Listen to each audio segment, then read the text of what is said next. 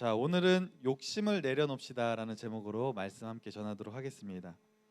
미국의 이제 샌프란시스코에 토마스라는 사람이 살고 있었습니다. 직업은 뭐였냐면 컴퓨터 프로그래머예요. 그래서 영상들을 또 제작을 하고 이런 여러 가지 일들을 하고 있는데 이분이 어느 날 지금으로부터 한 10년 전에 이렇게 사진이 나오는데 이 사람이 10년 전에 어떤 업체에 영상을 하나 제작을 해주게 되었어요. 프로그래머니까 영상을 제작을 한 다음에 그 대가로 이제 비용을 받는데 보통은 이제 현금으로 받는데 그 업체에서 현금 대신에 뭘 줬냐면 비트코인을 주었습니다. 10년 전에 비트코인이 얼마였냐면 그 당시에 7,002 비트코인을 이 사람에게 지급을 했어요.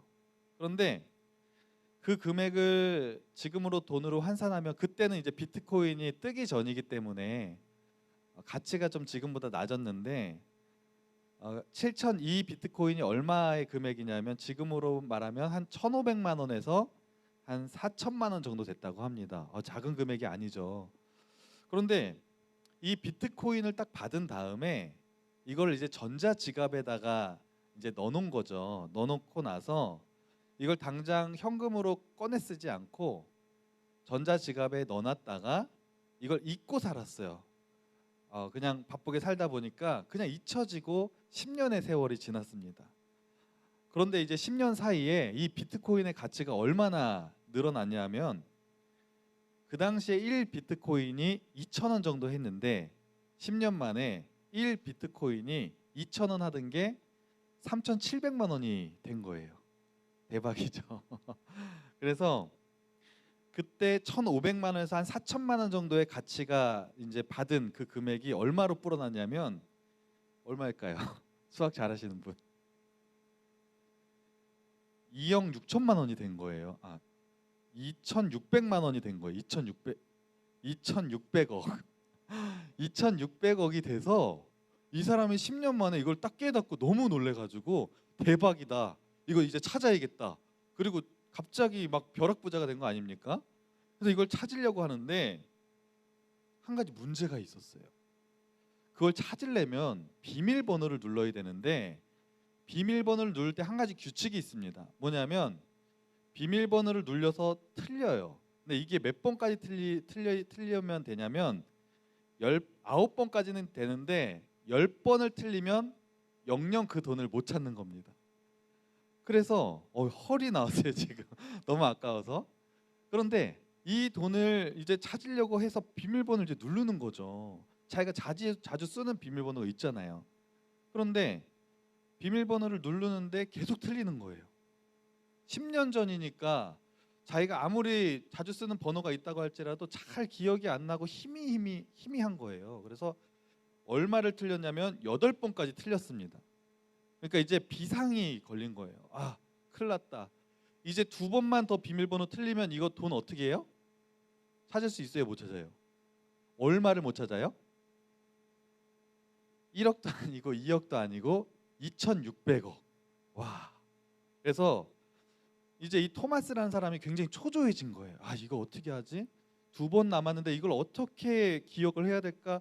아주 온 집중이 그 비밀번호가 무엇인지 찾는 거에 다 온 신경이 삶이 그냥 그거에만 지금 집중하고 있는데 갑자기 어떤 사람에게 연락이 온 거예요. 이 소식을 들었나 봐요. 그래서 어떤 한 인터넷 보안 업체 직원인데 한 가지 제안을 하는 거예요. 선생님, 제가 6개월 안에 제가 이쪽으로 전문가이기 때문에 한 6개월 정도 시간을 주시면 제가 그 비밀번호를 찾을 수 있을 것 같습니다. 단 조건이 있습니다. 제가 그 비밀번호를 찾아드리면 그 금액의 10%를 저에게 주십시오. 그러는 거예요. 여러분 2,600억의 10%면 얼마예요?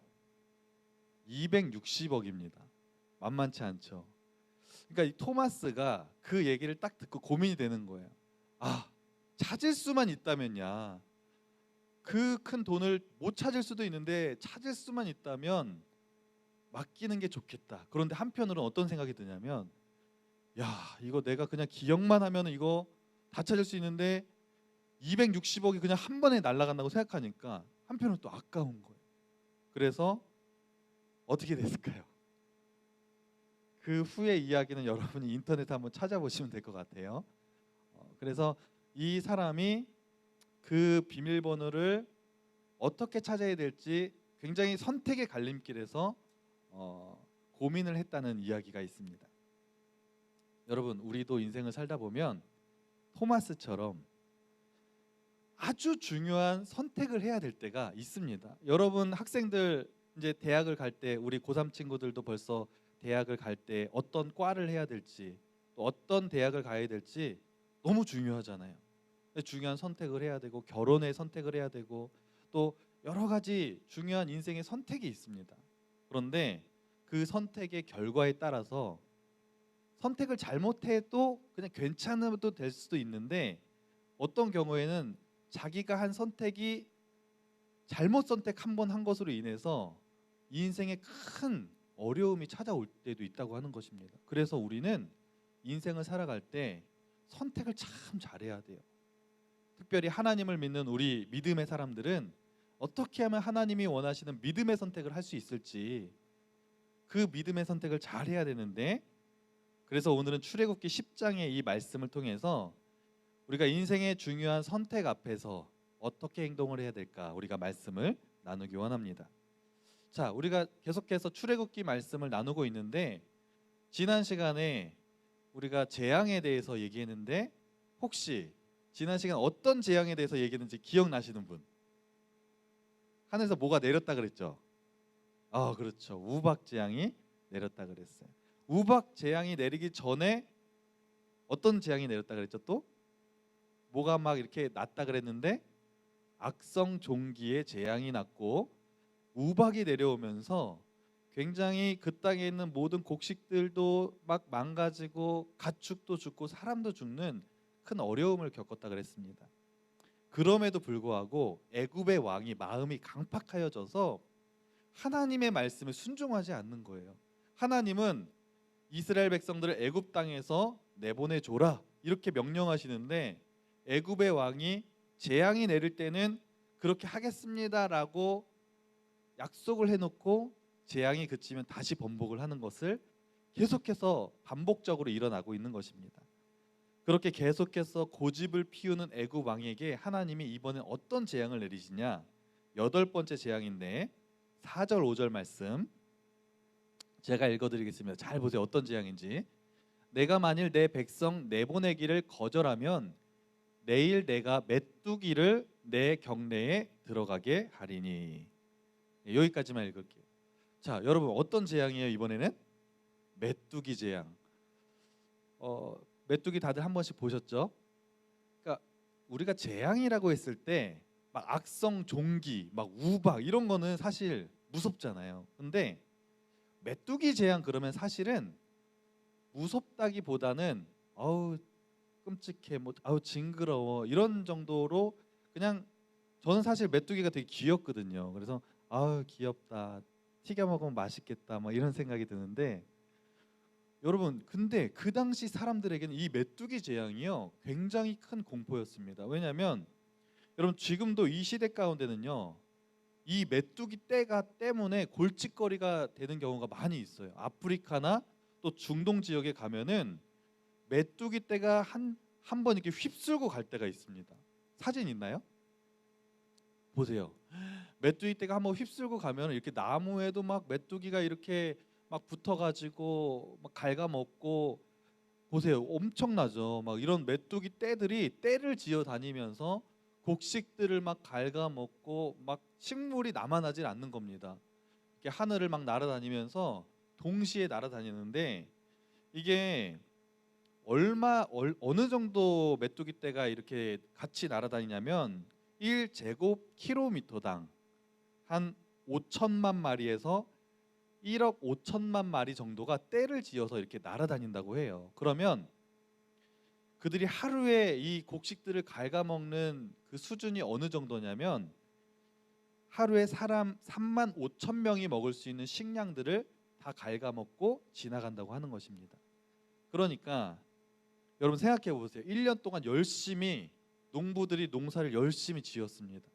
그런데 어느 날 정말 운이 없게 자기가 사는 지역에 메뚜기 떼가 한번 딱 지나가기만 하면 그의 농사는 그냥 망치는 거예요. 이 농사가 생계인 사람들에게는 이 메뚜기 떼라는 그 재앙을 만나게 되면 그냥 경제적인 손실이 엄청나다고 하는 것입니다. 그리고 이 메뚜기 떼가 그 단순히 흉년만 주는 게 아니라 그때 이제 그 때가 지나가게 되면은 막 죽는 메뚜기들이 있어요. 그러면 그 시체들이 막 썩어서 전염병이 생기고 수많은 피해들이 여기저기서 막 발생한다고 하는 것입니다. 하나님이 메뚜기 떼를 내리실 땐 또 얼마나 많은 메뚜기들 한 번에 이렇게 몰아가셨겠어요. 그 당시 애굽 사람들은 이미 메뚜기 떼에 대한 공포와 그런 그 두려움이 있어서 심지어는 어떤 일들이 있었냐면 신을 자기들이 만드는 거예요. 근데 그 신의 이름이 뭐냐면 세라피아라는 신인데, 이 세라피아라는 신은 메뚜기 떼로부터 자신들을 보호해 주는 신을 만든 거예요.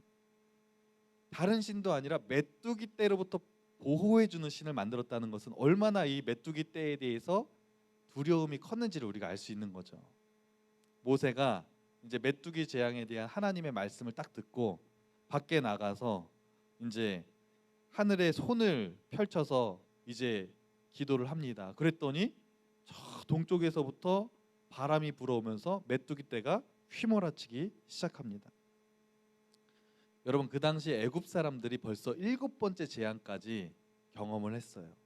특별히 그 나라의 왕과 왕 옆에서 왕을 보좌하는 나라를 이끌어가는 신하들은요, 이 재앙들에 대한 두려움이요 극도로 커지고 있는 상태였습니다. 그러니까 이 메뚜기 재앙에 대한 예고를 딱 들으니까 지금 이미 신하들의 마음속에는 나라 걱정이 되는 거예요. 이 나라가 잘 돌아가야지 자기들도 잘 먹고 살 수 있는데 메뚜기 떼 때문에 나라 경제가 어려워지면 자기들도 어려우니까 이미 지금 우박이 한 차례 내리면서 곡식들이 초토화됐습니다. 그나마 이 신하들의 머릿속의 계산으로는 신락 같은 희망이 하나 있는데 뭐냐면 조금의 시간 몇 개월만 좀 버티면 이제 초여름이 되면 이렇게 싹이 나고 이렇게 해가지고 밀과 쌀과 보리가 날 수 있기 때문에 신락 같은 희망을 지금 걸고 있는데 여기서 메뚜기 떼가 지나가 버리면 그 희망까지 완전히 무너지고 나라의 경제는 파탄이 나고 굉장히 큰 손해를 볼 거라는 것을 신하들이 알고 있었어요. 그래서 신하들이 왕에게 찾아갑니다. 왕이시여, 언제까지 저들의 그런 요구를 들어주지 않아서 우리가 재앙으로 이렇게 고생을 해야 됩니까? 벌써 일곱 번째 재앙까지 우리가 큰 피해를 보지 않았습니까? 이렇게 얘기를 하면서 신하들이 왕에게 간청을 하는 거예요. 제발 저들의 요구를 들어주십시오. 그러니까 왕이 고민이 되는 겁니다. 왕도 인간이기 때문에 신하들의 말을 들을 수밖에 없거든요. 신하들의 말을 들어보니까 그 말이 맞아요. 근데 신하들의 말을 안 들을 수 없는 이유가 메뚜기 떼 재앙이 오면 나라의 경제가 엄청 어려워질 것을 알기 때문에 들어주긴 해야 되는데 지금까지는 이 왕이 모든 것을 다 다스리고 마치 신과 같은 존재였어요. 자기 말 한마디면 모든 게 다 되는 그런 상황, 그런 권력을 누렸는데 지금 와서 저 모세와 아론의 그 얘기를 들어준다는 게 너무 자존심이 상하는 거예요. 왕이 생각을 하다가 모세를 불렀어요. 그래서 협상을 하기 시작합니다. 전적으로 그들의 요구를 들어주는 것이 아니라 협상을 시작하는 거예요. 어떤 협상을 하냐? 모세야, 당신이 지금 너희들이 지금까지 요구한 것은 너희 백성들이 저 광야에 나가서 예배를 드리게 해달라고 그런 것 아니니? 그러니까 그러면 예배를 드리러 나갈 때 굳이 다 나갈 필요는 없지 않느냐? 그냥 너희들 대표들만 좀 이렇게 나가면 되지 않겠느냐? 그러면서 왕이 오히려 물어보는 거예요. 그 대표들만 나가면 될 텐데 대표로 누구만 나가면 되겠느냐? 그렇게 모세에게 약간 협상을 시도했어요.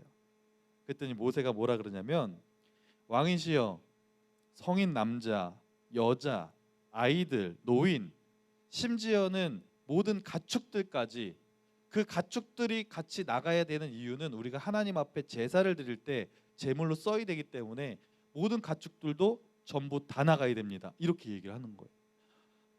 여러분 이 얘기를 딱 들으면서 왕이 화가 나는 거예요. 나는 왕인데 왕이 자신이 명령해도 되는 거를 굽히고 들어가서 어느 정도 나름대로 양보해서 자기 나름대로 최선을 다해서 협상안을 제시했는데 모세는 단호한 거예요.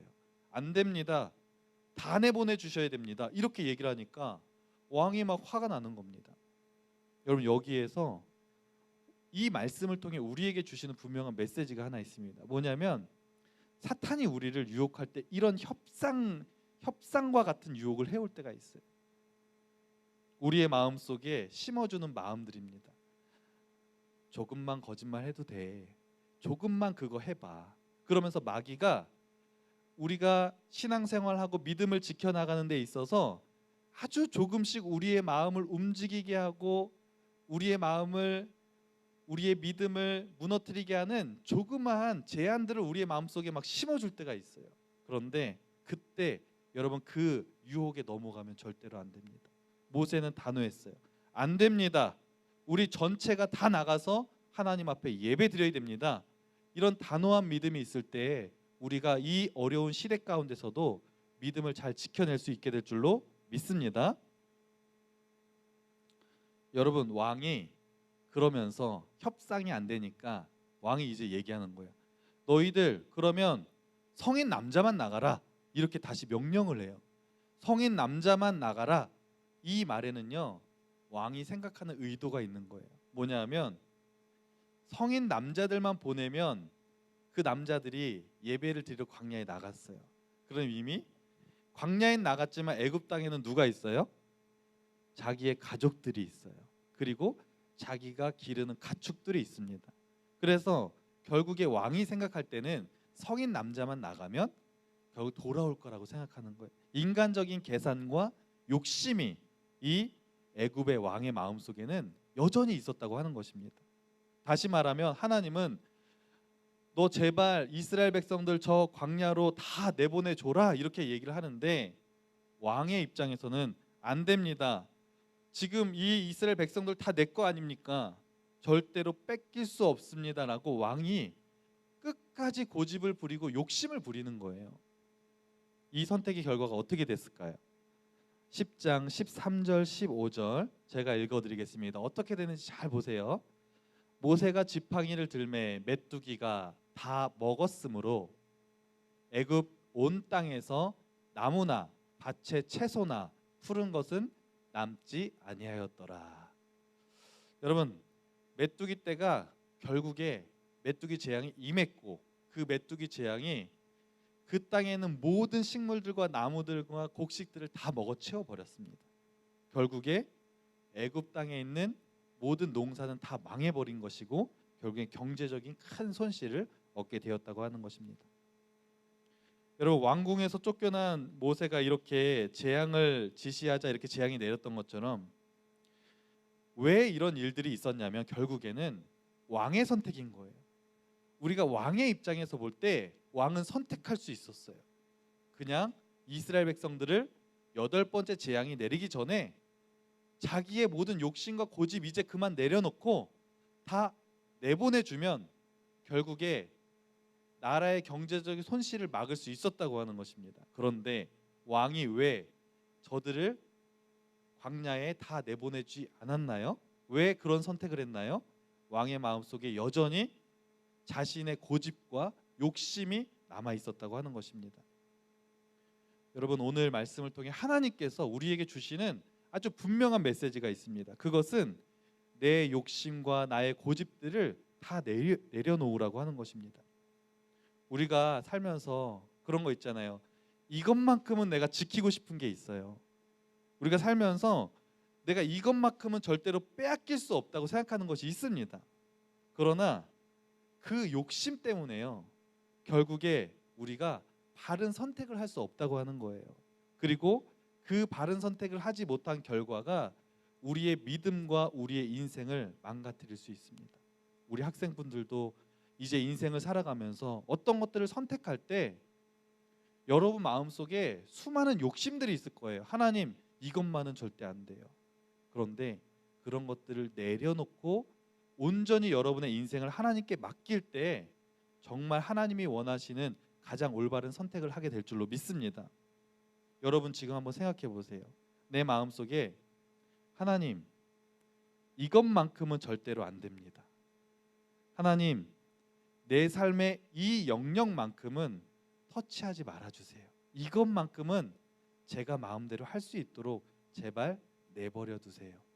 한번 생각해 보세요. 여러분의 마음속에는 하나님이 이것만큼은 건들지 않았으면 하는 것이 분명히 있으실 거예요. 그런데 하나님은 그것마저도 내려놓기를 원하시는 거예요. 그리고 그것을 내려놨을 때, 그리고 여러분이 여러분의 삶을 온전히 하나님께 맡겼을 때, 하나님이 그때부터 여러분을 놀랍게 들어 쓰시기 시작할 것입니다. 여러분, 제가 간증을 계속 하게 되는데, 지난 시간 간증을 제가 이어서 하게 되면 저에게도 욕심이 있고 내려놓지 못하는 게 있었어요. 그게 뭐냐면, 고등학교 2학년 때 제가 하나님을 만났다 그랬고, 고등학교 3학년 때부터 막 공부 막 열심히 했다 그랬죠. 막 20등 올랐다 그랬죠. 근데 그 3학년이 되기 전에 고등학교 2학년 때 1999년도 7월 30일 날 저녁에 제가 하나님을 만났어요. 저는 지금도 그날을 잊지 못해요. 그 시간도 잊지 못해요. 그 장소도 잊지 못해요. 하나님을 만나고 나서 제가 그 다음 날부터 매일매일 하나님한테 기도하기 시작했어요. 하나님, 저의 비전은 무엇입니까? 저의 꿈은 무엇입니까? 저는 어떤 삶을 살아야 됩니까? 내가 하고 싶은 건 사실 저는 요리사가 되고 싶었어요.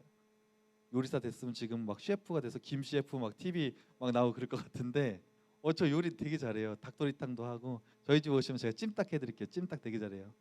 그런데 요리사 되고 싶어서 막 그랬는데, 목사님 설교를 듣는데 각자 한 사람 한 사람마다 하나님의 계획이 있대요. 내가 하고 싶은 거 말고요, 하나님이 여러분을 향한 계획이 있대요. 그런데 내 생각엔 이런 마음이 드는 거예요. 난 이거 하고 싶은데 하나님 막 나 환경미화원 하라 그러면 어떡하지? 막 이런, 내가 하기 싫어하는 거 시키시면 어떡하지? 이런 두려움이 있었는데 깨달았어요. 하나님이 우리에게 비전을 주실 때는 내가 가장 잘할 수 있는 거, 내가 기쁨으로 감당할 수 있는 것들을 여러분에게 계획하셨다는 사실을 믿으시고, 여러분 그 걱정하지 마시고 여러분도 하나님께 기도하는 거예요. 하나님, 나를 향한 계획이 뭐예요? 저는 어떤 것들을 하며 살아야 되겠습니까? 기도하시면 하나님 분명히 응답해 주세요. 제가 그때부터 기도하기 시작했는데 제 마음속에 두 가지 마음이 있는 거예요. 하나님을 만나고 은혜는 받았는데 여전히 나의 삶은 포기하지 못하는 하나가 있었어요. 뭐냐면 여자친구 사귀는 거. 여자친구가 너무 사귀고 싶은 거예요. 그래도 하나님, 공부도 열심히 하고 신앙도 지키지만 여자친구도 사귀면 좋은 거 아니에요? 그런데 어느 날 제가 컴퓨터를 하는데, 그 당시에 여러분 채팅이 되게 유행했어요. 채팅 알죠? 우리 제 또래 되시는 선생님들은 아실 거예요. 채팅을 막 하는데, 채팅이 얼마나 유행이었냐면, 제가 강원도 철원에 살았는데 강원도 철원에 철원 방이 막, 채팅 방이 한 10개씩 막 있었어요. 그러니까 제가 기도도 열심히 하지만 채팅도 열심히 했어요. 그래서 채팅방, 제가 이제 철원 고등학교를 다니고 있었고, 고등학교 옆에는 철원 여자고등학교가 있었어요. 철원 고등학교, 그래서 철원에서 제일 좋은 고등학교였어요. 철원 고등학교 다니는데 철원 여고방이 있는 거예요. 그래서 제가 철원 여고방에 딱 들어갔는데 어떤 여자애 한 명이 거기 있는 거예요. 그래서 안녕, 나는 여기 지금 여기 어디에 있고 지금 이렇게 채팅하고 있어.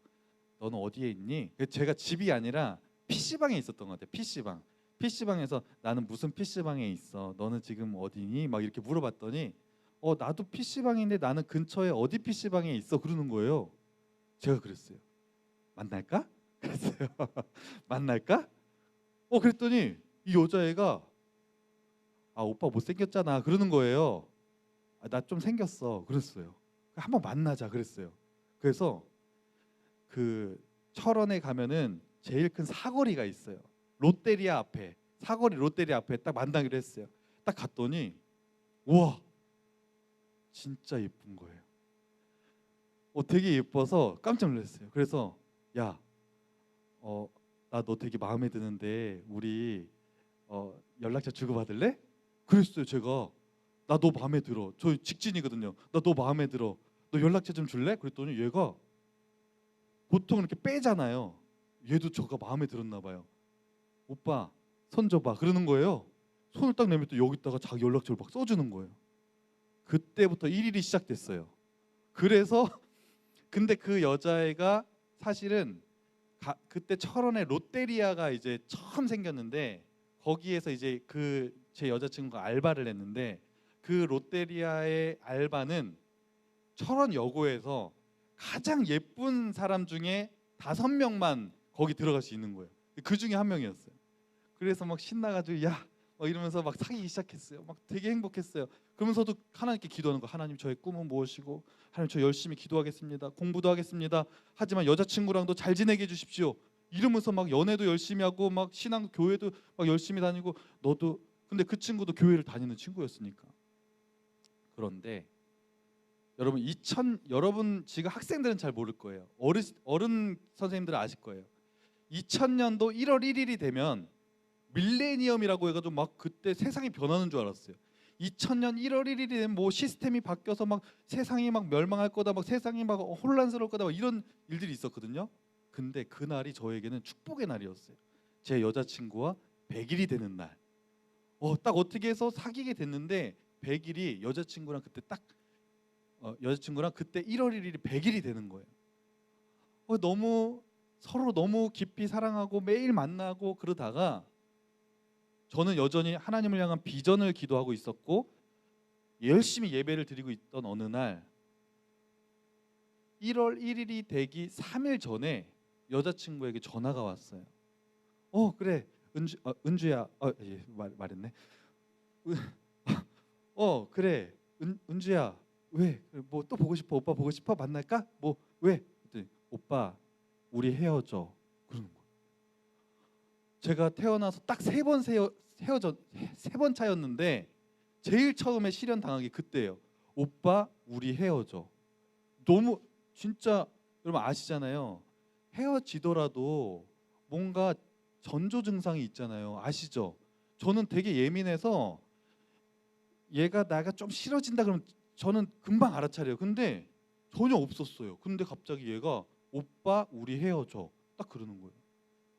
너무 사랑했던 여자친구가 헤어지자 그러니까 너무 충격이 되는 거예요. 그래서 제가 왜? 그랬어요. 왜? 내가 뭐 잘못했니? 그랬더니 아니야 오빠 이유는 묻지 말아줘. 그냥 헤어져 그러는 거예요. 정말 하늘이 무너지는 것 같았지만 이유를 묻지 말아달라니까 거기서 구차하게 뭐 할 수도 없고 실현을 당한 다음 날 새벽 4시에 일어나서 교회를 갔어요. 새벽 기도를 갔어요. 눈물을 펑펑 흘리면서 하나님 앞에 기도했어요. 하나님 왜 저에게 이런 시련을 주십니까? 제가 뭐 기도를 안 했습니까? 제가 연애도 열심히 했지만 열심히 기도도 하고 있지 않습니까? 하나님 왜 그러십니까? 하나님 다시 사귀는 거 다시 회복시켜 주십시오. 뭐 이렇게 기도를 하는데 하나님이 저에게 마음을 주시는데 더 이상 그 여자애랑 사귀지 말라는 그런 마음을 주셨어요. 느꼈어요, 저는. 그래서 과감하게 포기하고 나서 하나님께 기도하는데 3일 전에 여자친구랑 딱 헤어지고 모든 것을 저는 여자친구를 다시 시작해보고 싶은 욕심이 있었고 여자친구 없이 난 못 살고 막 이런 욕심과 나의 고집과 이런 것들이 다 있었는데 다 내려놨어요. 하나님한테 기도하면서 저는 지금 웃으면서 얘기하지만 그때는 진짜 죽고 싶을 정도로 힘들었어요. 그런데 내려놨어요. 내려놓고 하나님한테 기도했어요. 그런데 정확히 이틀 후에 1999년도 12월 31일 날 밤에 하나님이 저에게 너 목회자가 되어라라고 하는 정확한 비전을 주셨어요. 제가 12월 31일 날 밤에 송구영신 예배를 드리잖아요. 우리 교회는 뭐 안 드리는데 밤 11시에 송구영신 예배를 드리기 전에 종이에다가 이제 기도 제목을 쓰잖아요. 1번 이제 고3이 되는데 공부 열심히 하게 해주세요. 2번 하나님 우리 가족 건강하게 해주세요. 3번을 딱 쓰는데 하나님 저 목회자가 되게 해주세요. 이게 저의 의지와 상관없이 딱 써지는 거예요. 쓰고 나서 순간 멍했어요. 이게 뭐지? 왜 내가 이걸 썼지? 그리고 나서 쓰고 나서 한 10초간 멍하고 있다가 아 이게 하나님의 내 기도가 내가 하나님한테 기도한 응답이구나. 단 한 번도 목회자가 되겠다고 생각해 본 적은 없었지만 5개월 만에 하나님께서 기도 응답을 주시는데 그 응답을 주시는 포인트가 뭐였냐면 저의 모든 욕심과 생각과 고집을 다 내려놓게 하시는 거예요. 그리고 나서 하나님이 저에게 기도 응답을 주시고 그때부터 하나님이 저에게 역사하시기 시작하는데 공부할 때 지혜를 주시고 막 기도할 수 있는 힘을 주시고 고3 때 매일매일 새벽 기도하면서 또 공부하면서 그렇게 신앙을 지켜갔던 것이 저에게는 영적인 굉장히 추억입니다. 여러분, 여러분의 마음속에 있는 욕심들, 고집들 그거 다 내려놓고 그냥 하나님께 맡기시는 거예요. 그러면 하나님이 여러분의 기도를 들으시고 그때부터 여러분을 들어서 주실 줄로 믿습니다. 여러분도 하나님을 향해서 기도하세요. 하나님, 저의 비전은 무엇입니까? 내가 무엇을 하길 원합니까? 나는 사실 돈 많이 버는 일을 하고 싶은데 나는 변호사 되고 싶은데 진짜 하나님이 저를 통해 하시고자 하는 일들이 무엇입니까? 여러분 기도하시면 그것이 5개월이 됐던 3개월이 됐던 1년이 됐던 하나님의 때에 분명히 여러분에게 응답해 주실 줄로 믿습니다. 우리 선생님들도 2022년도 하나님 앞에 존귀하게 쓰임 받는 우리 모든 선생님들 되길 원하시는데 그렇게 되시기 원하시면 여러분의 가정 가운데 여러분 삶 가운데 하나님의 축복을 누리는 삶을 살아가길 원하시면 여러분의 마음속에 있는 욕심과 여러분의 내가 이것만큼은 하나님 안 돼요 하는 그것마저도 내려놓고 하나님께 맡기고 기도할 때 하나님 여러분을 들어서 주실 줄로 믿습니다. 그래서 2022년도 우리 모든 학생들 또 우리 선생님들, 성도님들 하나님께 존귀하게 쓰임 받아서 간증하고 영광 돌리는 역사가 우리 모두에게 나타나기를 간절히 소망합니다. 기도하겠습니다. 하나님 감사합니다. 오늘 말씀을 통해 우리에게 분명히 말씀해 주신 줄로 믿습니다. 여전히 우리의 마음속에 버리지 못하는 욕심들 하나님 다 내려놓게 도와주시고 온전히 우리의 삶을 하나님께 맡길 수 있도록 인도하여 주옵소서. 이 모든 말씀 예수님의 이름으로 기도합니다. 아멘.